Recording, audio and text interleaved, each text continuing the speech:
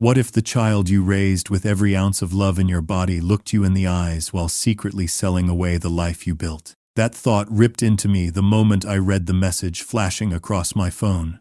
He forged your name. Open the drawer before it's gone forever. I will me. Across the table. My son, Ryan, laughed as if the world belonged to him.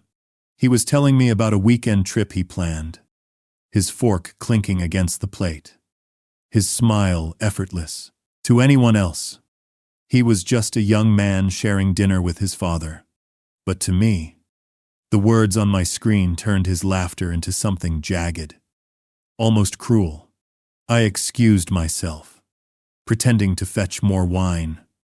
But inside my chest, a storm was raging. My hands wouldn't stop trembling as I walked into his study. The drawer of the mahogany cabinet slid open with a groan. And there it was. A stack of documents thick enough to choke me. Loan agreements. Credit card statements. My name scrawled at the bottom of every page. Perfect signatures, but not mine. The room spun. For a moment I couldn't breathe. Every dollar I had saved, every sacrifice I had made since Ryan's mother died, was being bled away behind my back. I shoved the papers back into the drawer just as Ryan called from the kitchen, asking if I wanted dessert.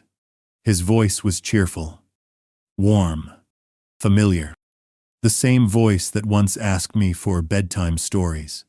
I stared at the door, my pulse hammering, and for the first time in my life, I realized my son might not just be lost, he might be the one destroying me.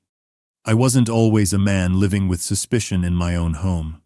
Not long ago, I believed my life had turned out exactly as it should. My name is Thomas Blake.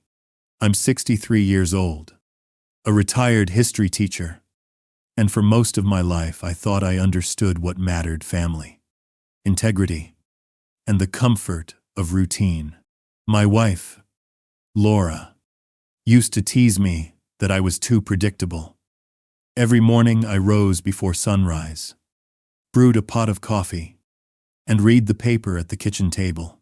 On weekends I tended to our small garden, trimming the roses she loved so much. Laura would stand at the back door, her hands on her hips, shaking her head at how stubborn I was about keeping everything neat. Life doesn't have to be perfect to be beautiful, she'd say, brushing dirt off my jeans before kissing my cheek. When she passed away from cancer 8 years ago, the silence in the house nearly swallowed me whole. I remember walking into our bedroom the morning after the funeral, staring at her empty side of the bed, and wondering how I was supposed to keep breathing without her laughter filling the air. But I had Ryan. He was 20 then, still finishing college. I promised Laura on her final night that I would do everything in my power to take care of him.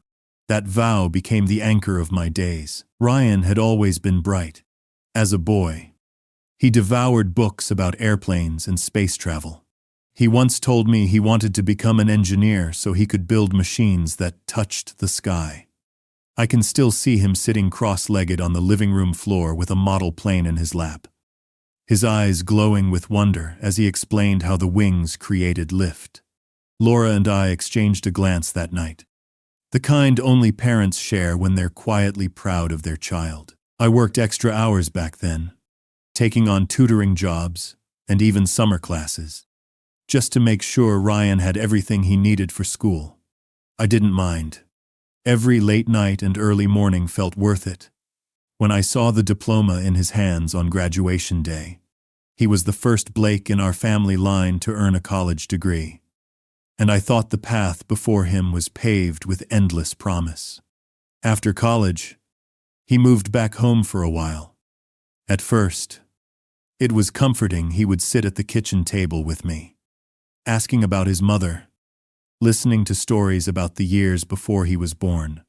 Sometimes he'd bring up old memories, like the camping trips we took in the Adirondacks or the way Laura used to hum when she cooked. Those evenings stitched me back together, piece by fragile piece.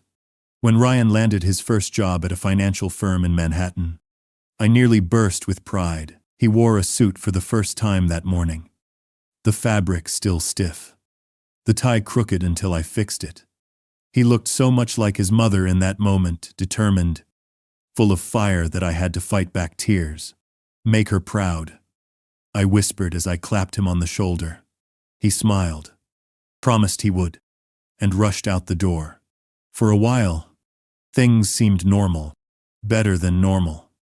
Even, he worked long hours. But he came home on weekends for dinner. He'd bring expensive bottles of wine, laughing about how his coworkers were obsessed with showing off. I don't care about that stuff, he'd assure me. I just want to do well enough to take care of us. I believed him. I wanted to believe him. The truth is, I clung to those words because they reminded me of Laura. She always believed in the best version of people, even when they didn't deserve it. I inherited that same blind faith, especially when it came to our son. Looking back now, I realized there were subtle signs. His stories didn't always add up. Some weekends he came home looking exhausted, distracted, his phone buzzing constantly with calls he ignored. Once, when I walked into his room to leave folded laundry, I noticed a stack of unopened bills shoved beneath his lamp. He brushed it off when I asked, saying they were just mix-ups from the bank. I accepted his explanation, too eager to avoid conflict, too desperate to keep the peace. I told myself it was normal for a young man starting out. Everyone stumbles. Everyone struggles with money in the beginning. Besides, Ryan was all I had left. If I lost him, too, what would remain of my family? Now, sitting here recalling those years, I can see how blind I was. My devotion made me ignore the cracks forming beneath the surface. I kept believing we were still the same father and son who once hiked through the woods, who once laughed around campfires, who once held hands at a hospital bed, whispering goodbye to the woman we both loved. But those days were gone. And though I didn't know it yet, the bond I thought unbreakable was already fraying beyond repair. The first warning did not arrive as a siren. It came as a plain letter tucked among coupons. The envelope carried my name. I opened it at the kitchen counter while a kettle clicked toward a boil.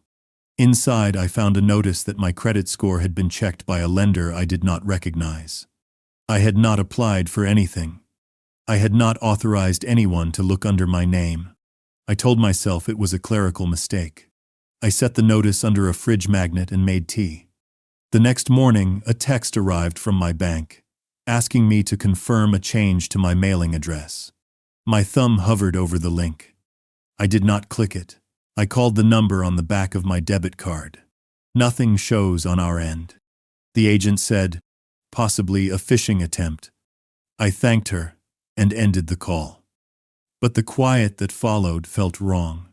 That weekend, Ryan came by with a bag of groceries.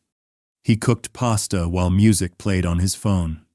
When I mentioned the letter, he said, "These companies mess up all the time. Data leaks happen every week."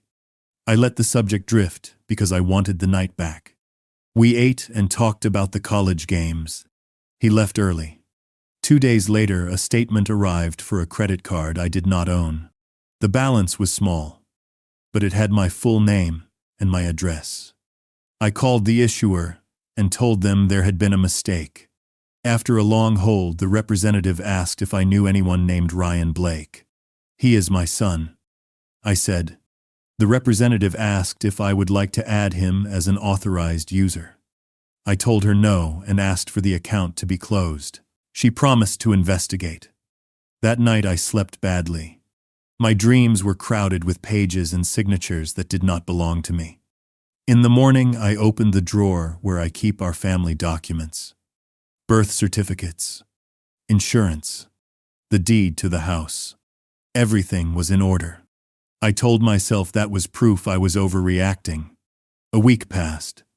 The mail grew heavier. A letter asked me to verify employment on a loan application. Another thanked me for choosing a new lender for a personal line of credit.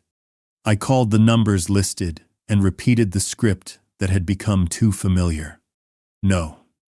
I did not apply. No. I did not authorize anyone. Yes. I will file a fraud alert. I placed a freeze with the bureaus and changed every password I could think of. In the afternoon, a man called from a number I did not know. He said he was from a verification department. He read the last 4 digits of my social security number and my date of birth. He asked if I had recently visited a branch in the city to sign a home equity application. I told him I had not. He paused, then asked the question that split my day in two. Do you have a family member who might be acting on your behalf? I told him no and asked for the application to be flagged. He said it already had been. After I hung up, I stood for a long time with both hands on the counter. Through the window, I could see the garden Laura loved. The first buds had opened. I should have felt joy for that small proof of time still moving forward. Instead, I felt a chill I could not shake. That evening, Ryan came by unannounced. He brought a pie from a bakery he knew I liked. He moved through the house with the ease of a child who grew up here. He set the pie on the table and asked if I wanted coffee. I watched him measure the grounds. Our rhythm was intact, yet something inside it had gone off key. When I asked about his week, he talked fast. His eyes kept dropping to his phone. A message lit the screen, and he flipped it face down. I told him I had been getting calls about accounts and applications. He frowned and said the world was full of scams. He urged me to let him look through my email so he could filter out anything suspicious. I said I would handle it. A small muscle jumped in his jaw. He smiled again and asked if I wanted to watch the late basketball game. I said yes. After he left, I walked the rooms in a slow loop, touching the backs of chairs, straightening books that did not need straightening. Near the study door, I paused. The desk drawer was closed. The urge to open it rose like a wave. I told myself not to. I made it to the bedroom before turning back. I opened the drawer. The papers inside were the same as they had always been. Safe, ordered, silent. I switched off the light. In the dark, the house made old sounds. Pipes settling. A branch tapping the window. I lay down and thought of the boy who once fell asleep in the back seat after a long drive home from a day by the lake. His cheek had been pressed to the glass. His breath had fogged a small oval on the window. I carried him inside using both arms because he was too big for one. I believed there would always be weight in my arms and certainty in my heart. As sleep crept in, the phone on my nightstand lit once and went still, as if the future had tapped and decided to wait. The next morning I woke with the unease still in my chest. The sun streamed through the blinds. Yet the light felt brittle. I decided I could not keep quiet any longer. If I had misjudged, I would apologize. If not, I needed to know the truth before the ground slipped completely from beneath me. Ryan arrived in the evening carrying takeout. He set the bags on the table, smiling like everything was normal. I studied him carefully. His shirt was pressed. His tie knotted too tight.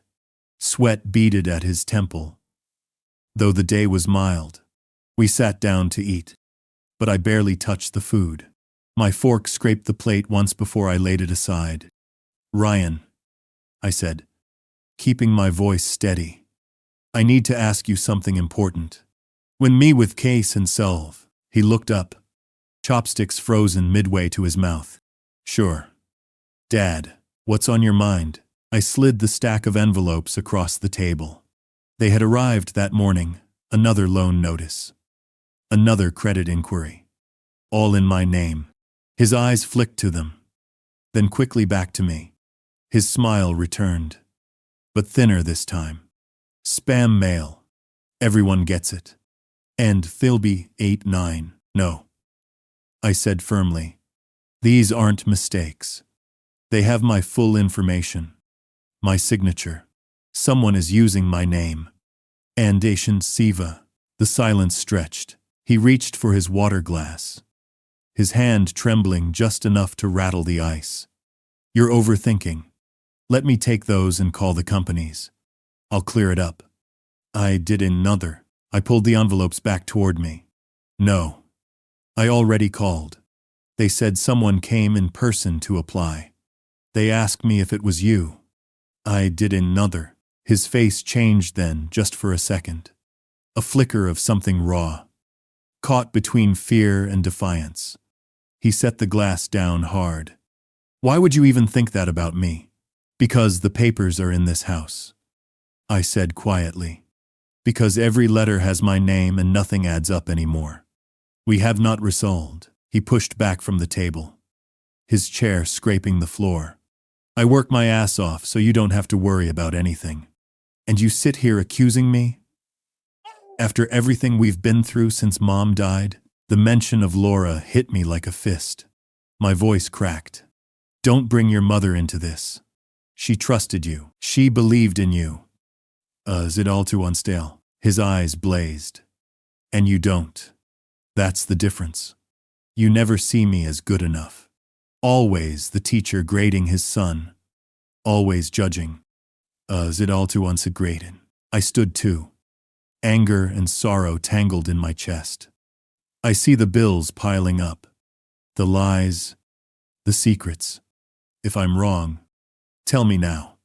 Look me in the eye and tell me you haven't forged my name. Is it all too unstar? His jaw clenched. For a long moment he said nothing. The quiet was louder than shouting. Then he laughed once. Sharp and hollow. You really think I'd do that to you? I wanted to believe him. God. I wanted to. But the sound of that laugh told me more than words. He grabbed his coat and stormed toward the door. When you're ready to stop accusing me, you know where to find me. He's man. The door slammed so hard the frame shook. I stood there alone. The envelope spread like evidence between us. My hands covered my face. For the first time, I admitted to myself that the boy I had carried in my arms might be gone, replaced by someone I barely knew. I went to the bank because I needed a neutral truth. Paper does not love you. Paper does not hate you. It only tells you what was done in your name. The branch sits on the corner across from a bakery. That morning, the window glass held my reflection. I walked inside and asked to speak with someone who could help me review accounts tied to my Social Security number. A woman in her 30s introduced herself as Nadia Patel. She shook my hand and led me to a small desk framed by fern plants and a print of a lighthouse. What brings you in today? Mr. Blake. Possible identity theft, I said.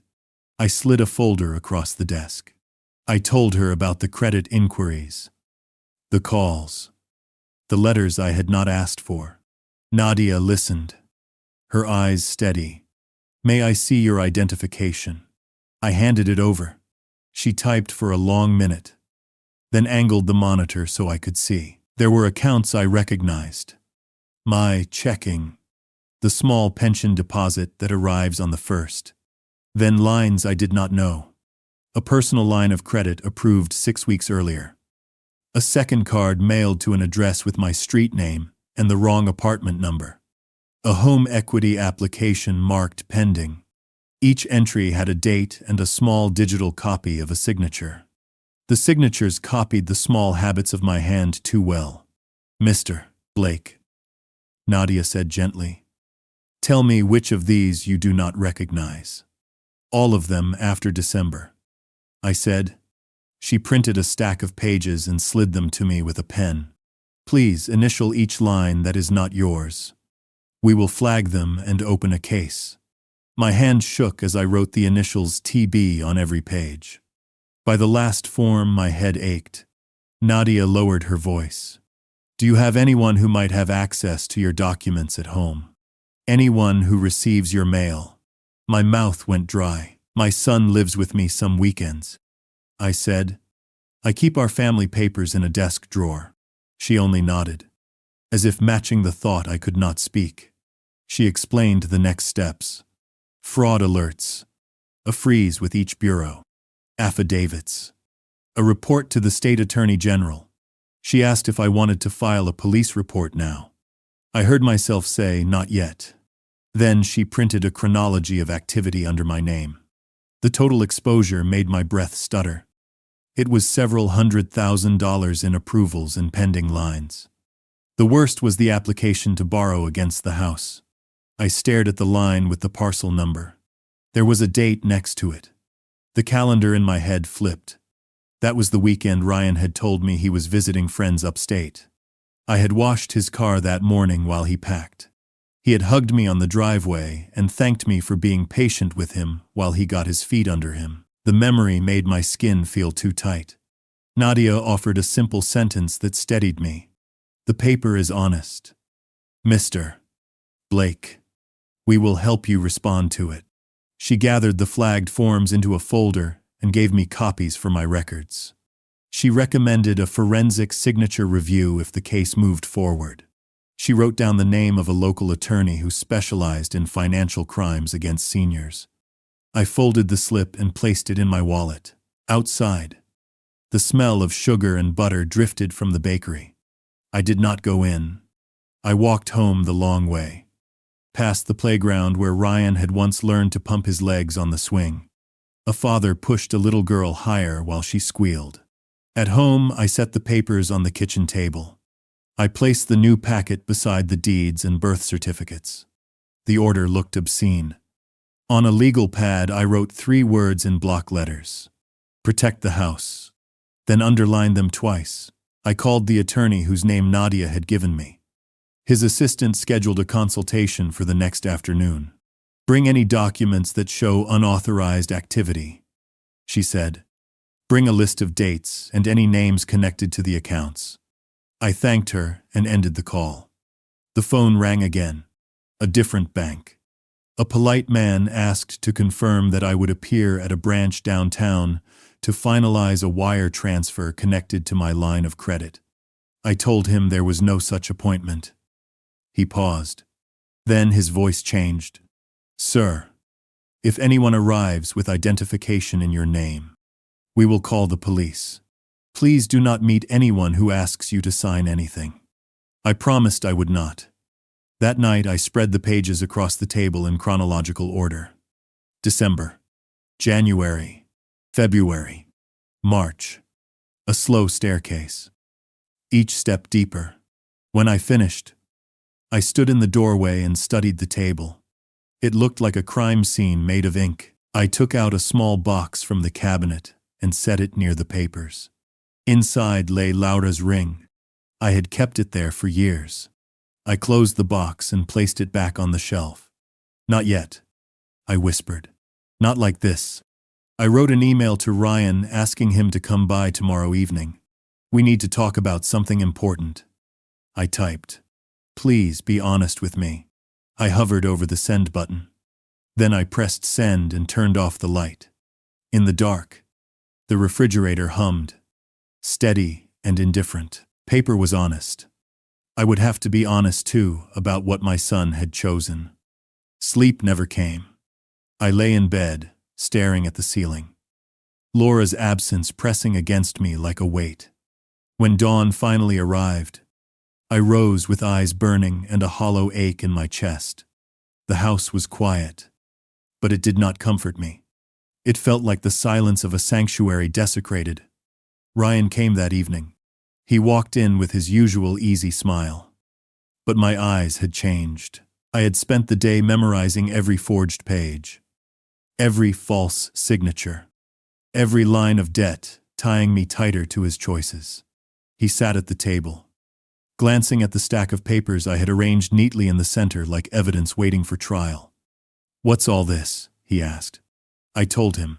My voice broke only once. I read out loud the loan amounts, the dates, the mortgages, the forged signatures. I told him the banks had confirmed face-to-face visits. I told him the paper was honest. He listened without interrupting, his jaw set, his eyes flat. When I finished, there was nothing but the hum of the refrigerator. Finally, he said, You weren't supposed to find out this way. Ivan had a feel. The floor tilted beneath me. So it's true, I whispered. Ryan leaned back, folding his arms. You don't understand the pressure I'm under. The world isn't the same as when you and Mom were my age. Everything costs more. Everyone's competing. I needed a head start. I'll pay it back. I've this. My voice cracked. You forged my name. You put our home, your mother's home, on the line. That isn't a head start. That's theft. It just. His eyes narrowed. I'm your son. What's yours is mine. Eventually, you should be proud I'm ambitious enough to take risks. It densoed. The words cut deeper than any blade. I saw not the boy who used to sit cross-legged with model planes, not the child who clung to me after Laura's funeral, but a man who saw me as nothing more than collateral. I stood and walked into the living room. Margaret's photograph still sat on the mantel, her smile frozen in time. I stared at her, my throat closing. I promised I'd protect him, I whispered. But how do I protect us from him? Behind me, Ryan spoke sharply. Don't bring Mom into this. She wouldn't have judged me like you do. She would have understood. Abian gone. Unmore very hiled with this. I spun around, tears burning in my eyes. She would have been heartbroken. She warned me, once you love money more than people. I defended you. I said she was being unfair. God help me. She was right. Oh, his face hardened. Believe whatever you want. But I'm not apologizing for trying to build a life. If you can't see that, maybe you're the one who doesn't understand family. Oh, the room fell into silence again.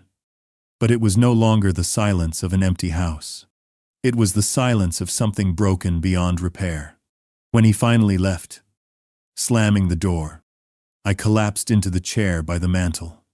My hands covered my face. I wanted to scream, but only a hollow sob came out.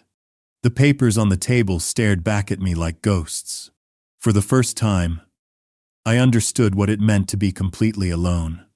The day after Ryan walked out, the house felt like a church after a storm. Chairs were upright. Pictures were straight. Yet something sacred had shifted. I wandered the rooms, touching door frames as if I could steady them. By noon I gave up and sat at the kitchen table with the papers again. I read each line until the numbers blurred. Somewhere between the dates and the balances, my phone buzzed. It was a message from Ryan. 3 words. I am sorry. I stared until the screen dimmed, then lit it again. A second message followed. I messed up. Please talk to me. My chest pulled tight. I typed, we can meet. Where? His reply came quickly. Harbor Diner at 7. I will explain everything. All afternoon I argued with myself. Hope stood at one shoulder, caution at the other. I heard Laura in my head reminding me to look for the good, and also to lock the door. I made a list of questions on an index card. Did you apply in person? Who has my documents? Are there others involved? Will you sign a statement? I tucked the card into my wallet and brewed coffee I did not drink. At 6 I shaved and put on the blue shirt Laura bought me for our last anniversary together. The collar was soft with age. In the mirror I looked like a man who had not slept. But at least I looked like someone trying. I took a photograph from the mantel and slid it into my pocket. Laura at the lakeside with Ryan at 12. His arm hooked through hers. Both of them grinning at the camera. I did not know why I needed it. Only that I did. The Harbor Diner sits near the ferry stop, where the river widens. I got there early and took a booth by the window. A waitress with kind eyes poured coffee and asked if I wanted to wait before ordering. I said yes. The ceiling fan hummed. At 7:05, the bell over the door rang and Ryan walked in. He looked smaller than he had the night before, as if the air had taken some of his shape. He slid into the seat across from me and kept his hands flat on the table. For a long moment he said nothing. Then his voice came low and even. "Dad, I did it. I opened the accounts. I signed your name. I was drowning and I did not know how to ask for help. I thought I could fix it before you noticed. I waited for anger to rise. But what came first was grief." I nodded once for him to go on. He told me about the late fees that became a snowball. About a coworker who showed him how to move balances from one card to another. About how every step felt like a solution until the steps ran out. He told me he hated the way I looked at him like a boy who needed saving, and how he tried to prove he could carry us. He said none of it was an excuse. He said the word theft without flinching. I asked my questions, one by one, reading from the card so I would not forget. He answered each. "Yes. I went in person. I used your passport when you were asleep." The words made me close my eyes. He said the documents were in a box under his bed. He said no one else was involved. He said he would sign whatever statement the bank needed and meet with any officer who asked. The waitress came back and set down plates we had not ordered. Pancakes for him. A turkey sandwich for me. On the check she had written, "Good luck." Ryan did not touch the food. He folded his hands the way he had as a child when he tried to be brave at the doctor. His voice broke only once. "I know I broke your trust. If you can give me a plan, I will follow it. If you cannot, I will turn myself in tomorrow morning." I studied his face.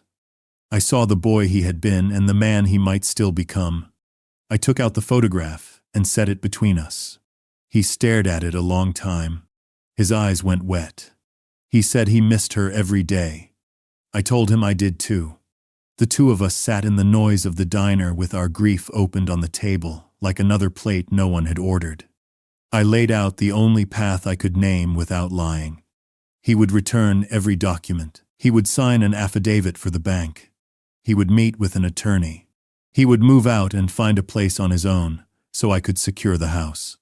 He would attend counseling arranged by the Victim Support Office. He would not touch a cent that was not his.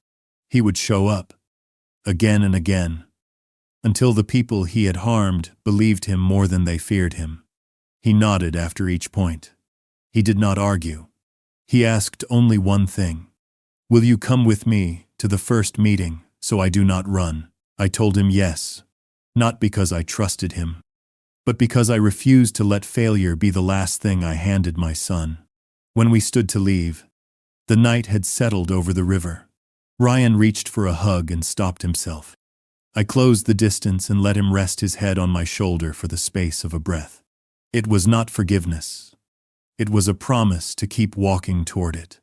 For 3 days after the diner meeting, I carried a thin thread of hope. Ryan had returned the folder of papers he kept under his bed. He had even signed a simple affidavit for the bank investigator. His handwriting shaky but clear. I let myself believe he was ready to climb back. I let myself believe the boy in the lakeside photograph was still alive inside him. On the 4th night he called. His voice was soft, almost trembling. "Dad, I've been thinking. I don't want lawyers between us. I want us to fix this together. Come to my apartment tomorrow. I'll cook dinner. We'll go through everything. Just you and me." As the Antony, the words struck me like a bell. Laura's pot roast had been her peace offering after every argument. Ryan promising dinner felt like a bridge back to something we had lost. I told him yes. The next day, I ironed the same blue shirt I had worn to the diner. I placed Laura's photograph back on the mantel and whispered that I was trying. I packed the signed affidavit, the bank papers, and my notes into my leather briefcase. I stopped at a florist and bought white lilies, Laura's favorite. I told myself they would remind Ryan of better days, of gentleness. His apartment was on the 12th floor of a glass building downtown. The lobby smelled of disinfectant and expensive cologne. When the elevator doors opened, Ryan was already waiting.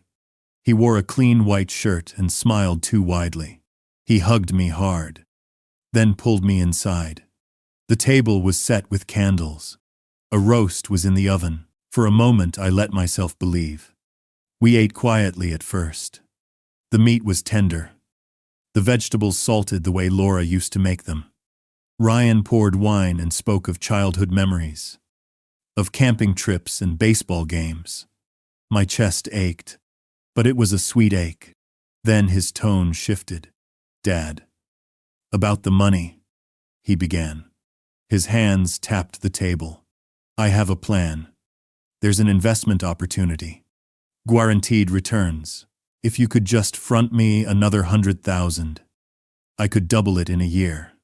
That way I could pay off the debts fast and clear your name." In another sense, the fork fell from my hand. The sound echoed like a gunshot. "Another loan?" I whispered.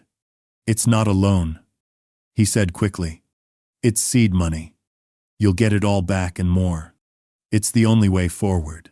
In another sense, my heart sank. The apology, the affidavit, the tears at the diner, they were not a turning point. They were a prelude. The dinner was not reconciliation. It was bait. I pushed my chair back, staring at him across the flickering candles. "You used your mother's recipe. You invited me here. All of this was just to ask for more. And the many dable." His jaw tightened. "I'm trying to solve it. Dad, you should be proud. I'm thinking big. This is business. You can't cling to the past forever." And the many dable. And there was the goodnessly ready. I stood. "This isn't business. This is betrayal." Again. And the many dable. And there was the goodnessly ready. Ryan's eyes flashed with anger. He lunged toward the briefcase by the couch, snapping it open. The bank papers spilled across the floor. He snatched one up, waving it at me. "These don't mean anything if we fix it my way. They did not the sin the tain. Give them back," I said, my voice shaking. He held the papers to his chest like a shield. "Not until you agree." "You." The room seemed to shrink. My only son, the boy I had carried on my shoulders, was standing between me and the truth with fire in his eyes. The roast smell turned bitter in the air, and in that instant, I understood the terrible weight of Laura's warning. The trap wasn't just the dinner. The trap was believing love alone could save him. The candlelight trembled as Ryan clutched the papers to his chest. I took a breath and reached for my phone. A new message flashed. "Start recording. Do not sign anything. No name." The same number that had warned me the first night. I set the phone on the table with the camera open. The lens faced the space between us. Ryan kept talking fast. He called the 100,000 a bridge, a chance to double our way out. I said one sentence. "Give me back the documents." He lifted his chin. "Not until you agree." A knock sounded. 3 short taps. Then a fourth. Ryan froze. "Do not answer it," he hissed. I opened the door. A woman with a badge at her belt stood there. Hair pulled back. Voice steady. "Mr. Blake. Detective Lena Hart. Financial crimes." Beside her, a tired man in a dark suit. "Ken Murray. State Consumer Protection. May we come in?" "You cannot just show up here," Ryan said.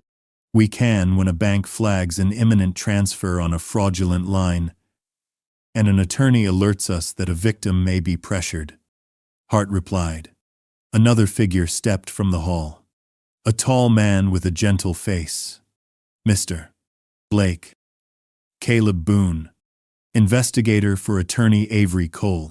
We spoke after your consultation. You texted me before you arrived, just as we planned."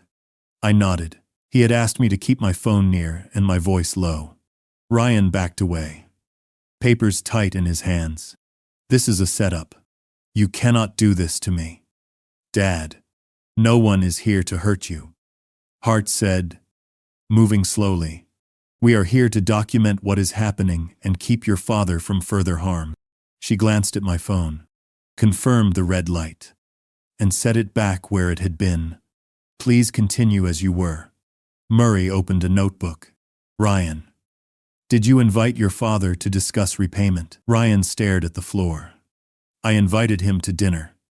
Did you ask for additional funds? I asked for help. Did you demand $100,000 as seed money? He said nothing. Silence spread across the room. Caleb looked at me. Would you like your documents now? Ryan's grip tightened. He shifted toward the hall. Hart did not touch him. If you leave with those papers, she said, you add a new offense. Your best choice is to put them on the table and sit down. He stood there, breathing hard. Then he placed the pages on the table and sank into the chair across from me. In the candlelight, he looked very young and very tired. Hart turned to me. Answer on record. Please. Did your son open lines of credit in your name? Yes. Did he sign without permission? Yes. Did he ask for more funds tonight? Yes. Murray made a small note and closed the book. Caleb spoke to Ryan in a quiet voice. There is a way to face this with dignity. It begins with telling the truth and stopping the harm today. No more promises. No more games. We will help you contact the banks and the court. We will ask the district attorney for consideration if you cooperate. There will still be consequences. Ryan stared at the papers as if they might swallow him. When he spoke, his voice cracked. I do not know how to be that man. You learn by doing the next right thing, Caleb said. Hart placed a voluntary statement on the table and explained every line. No rush. No pressure.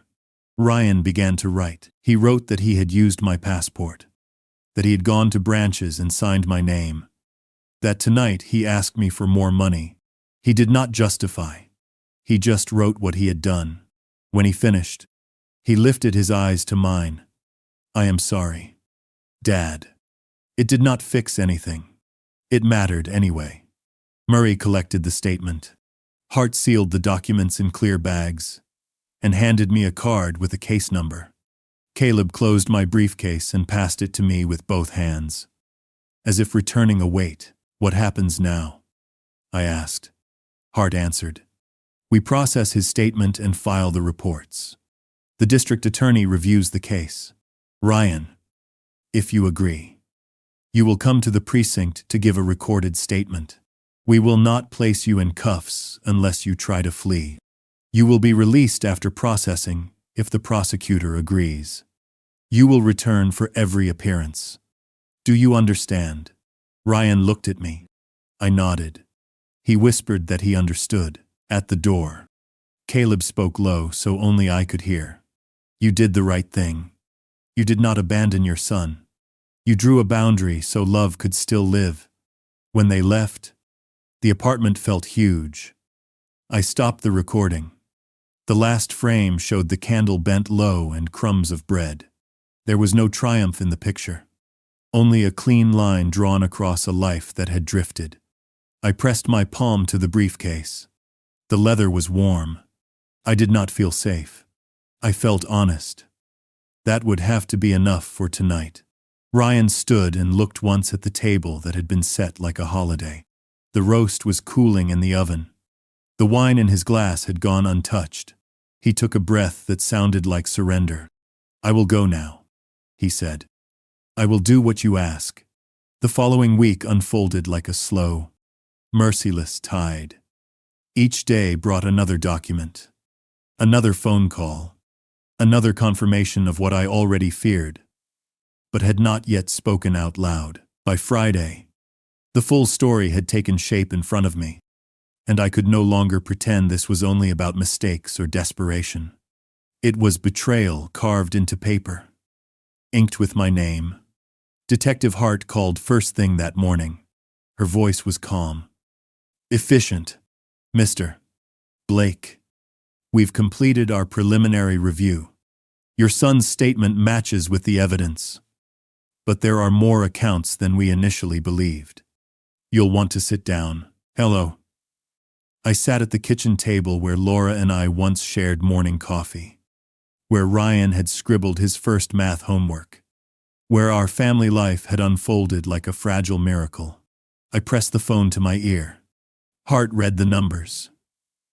3 personal loans, 5 credit cards, 1 home equity line already partially drawn. Total $687,000. I felt my throat close. That's everything I own, I whispered. Not everything, Hart replied gently. You still have your house. The freeze is in place. We've stopped new activity. But this level of fraud, her voice trailed off. You'll need to testify. It will be hard, but it's the only way to make it stop. Continually, after the call, I opened the old cedar chest in the living room, the one Laura had filled with photo albums. I pulled out a binder Ryan had made in elementary school construction paper covers bound with yarn. Inside were pictures of rockets, drawings of our family, crude signatures where he practiced writing his name. I traced the shaky letters with my finger. Somewhere between that boy and the man sitting in an interrogation room now, something had fractured beyond recognition. That afternoon, Caleb Boone came by. He laid out a chart across my dining table. Each column listed dates, lenders, amounts, forged signatures. He tapped the paper with his pen. This is the truth laid bare. Mr. Blake. He wasn't careless. He was systematic. He knew how to stagger the applications, how to use your credit history as leverage.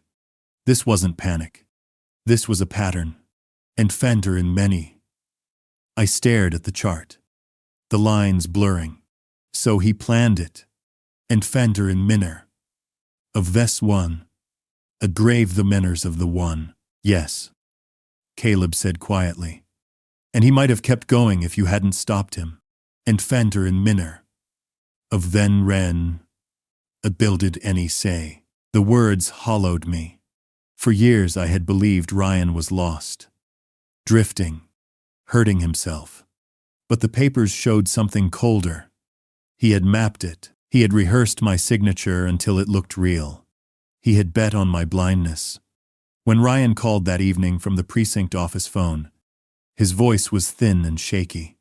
Dad, they're saying I could face prison. Please, please don't let it go that far. And stage and loaf. I closed my eyes. Ryan, I can't protect you from what you chose. I can only tell the truth. And stage and loaf. There was silence on the line. Then, a broken whisper. I never thought you'd turn against me. Yes, I never thought you'd steal my life out from under me. I said. My voice cracked. But I held it steady enough for him to hear. When the call ended, I sat in the dim kitchen with the photo of Laura on the mantel watching over me. I wanted her advice, her forgiveness, her hand on my shoulder. All I had was the truth laid out in columns and charts, undeniable as gravity. That night, for the first time in months, I wept without holding back. Not for the money, not even for the house. I wept for the son I had lost, the man I no longer recognized, the family that had unraveled while I kept telling myself love would be enough. And in that flood of tears, I understood. The truth was not just numbers on a page. The truth was a reckoning. The courthouse on Center Street smelled like old paper and rain. I stood at the base of the marble steps with my hands inside my coat, feeling for the outline of the photograph I had carried for weeks. Laura at the lake. Ryan at 12. They were both smiling at a future none of us could see. Beside me, Caleb adjusted his tie and asked if I was ready. I said I was as ready as a father could be. Inside, the courtroom was smaller than I imagined. Wood panels, a seal above the bench. The clock ticked like it had somewhere better to be. Detective Hart sat 2 rows back with a thin file on her lap. Ken Murray nodded to me from the aisle. Across the room, a door opened and Ryan walked in with the public defender. He looked at the floor. He did not search for me. When the clerk called the case, everything moved in clear steps. The judge confirmed Ryan's name and age. She asked if he had read the charges. Identity theft, forgery, fraud, unlawful use of identification. He answered yes in a voice that made him sound much younger than he was. The assistant district attorney summarized the investigation. The statement, the recordings, the bagged documents, the frozen accounts. Each fact felt like a small stone added to an already heavy load. The judge turned to me. "Would you like to make a statement?" I rose and walked to the lectern. The paper in my hands rattled. I took one breath to steady the words. "Your Honor, I am a teacher by trade and a father by heart. My son used my name to build a tower of debt that almost buried me. He mortgaged the house where my late wife and I raised him. He turned my signature into a tool. The money matters, but the trust matters more. I cannot tell you how many nights I stood in a dark kitchen asking a picture of my wife what to do. I did not come here to destroy my son. I came because telling the truth is the only way I know to love him without losing myself. I am asking the court to protect my home, to order restitution, and to give my son the structure he would not accept from love alone. That is all I can carry and still stand." I folded the paper and stepped back. Ryan kept his eyes on the table. The judge asked if he wished to speak. He stood and gripped the rail. "I did this," he said. "I thought I was fixing our lives. I lied and I stole. I made my father carry my fear. I do not ask to be spared. I ask for a chance to pay back what I took, and to become someone he can look at without pain." The judge's face did not change, but her voice softened. "Mr. Blake, the court does not punish grief. It holds people to their choices." She reviewed the factors the law requires. The scale tilted where it must. "Please rise for sentencing." I stood because the bailiff told me, and because my legs remembered how. The judge pronounced the term with clean precision. 5 years in state custody. Restitution in the amount of $687,000. Mandatory financial counseling. A no-contact order for financial matters while the case is supervised. Upon release, 5 years of probation with employment and treatment conditions. The gavel fell once. A sound like a door closing in another room. Ryan turned then. Our eyes met across the space between counsel tables. No words passed. Only a quiet, human recognition of what we had come to. An officer touched his elbow and guided him toward the side door. He looked back one last time. I lifted my hand, the smallest amount. Not goodbye. Not yet. Just a promise to keep telling the truth until it could carry us. Outside, the rain had stopped. The steps shone like fresh stone. Caleb stood with me while traffic hissed past and steam rose from a vent. "You did what you said you would do," he said. "You kept the house and you kept your word." Detective Hart joined us and gave me a copy of the order that protected the title. She asked if I had somewhere to stay that night, just in case the quiet felt too sharp. I said I would be all right. On the bus home, I held the photo flat on my knee to keep it from bending. In the reflection of the window, I saw an older man with tired eyes and a steadier posture than he had last month. The city slid by in pieces. A child pressed his palm to the glass and laughed at his own breath, fogging a circle. I remembered the same small trick from a lifetime earlier. Weight in my arms, certainty in my heart. I did not have those today. I had the law. I had a house that would still be mine in the morning. I had a list of calls to make and a small plan written in simple lines. I had a meeting with the bank in the morning and with the attorney after lunch. I had a friend who would knock at 9 and sit with me so the house would not feel so large. The bus sighed at my corner. I stepped down and walked the last block under a sky clearing to a thin blue. On the porch, I paused and touched the frame of the front door. "Laura," I said quietly, "we are not finished, but we are on the right road." The house was still standing. That was the first thing I told myself when I stepped through the door after the sentencing. My coat dripped from the rain. My shoes left dark prints across the floor. But the walls had not moved. The framed pictures still hung where Laura placed them years ago. The garden outside still held the roses she had planted. For months I feared I would lose all of it. Now, at least, the home was mine again. Yet the quiet pressed harder than ever. I brewed coffee and sat at the table. The same place where so many of these nights had begun. I laid the photo of Laura and Ryan beside my cup. They smiled up at me from a summer that felt like a different life. I thought of Ryan's face when the judge spoke the words. 5 years. Restitution. Probation. I could still hear the sound of the gavel. It had ended more than a trial. It had ended an illusion I had carried far too long, that love without boundaries could save him. I did not hate my son. The anger had burned hot in the early days. But grief had cooled it into something heavier. I pitied him. Yes. But more than that, I mourned him. The boy who once begged me to push him higher on the swings. The teenager who fell asleep on road trips with his head against the window. The young man who promised me he would build machines that touched the sky. That boy was gone. And in his place stood a man who had chosen shortcuts that broke both of us. At night I walked the rooms, touching the furniture like relics. I stopped longest at the mantel where Laura's picture stood. I told her what had happened. As if she could still hear me. I told her I had kept my promise to protect our family, even if that meant protecting it from itself. My voice shook when I admitted how badly I wished she had been here to help carry the weight. Neighbors knocked in the days that followed. Some brought casseroles. Some left cards. They said they were sorry, that they could not imagine what I was going through. I thanked them. But words felt small against the scale of what had happened. The bank meetings began. Papers were signed.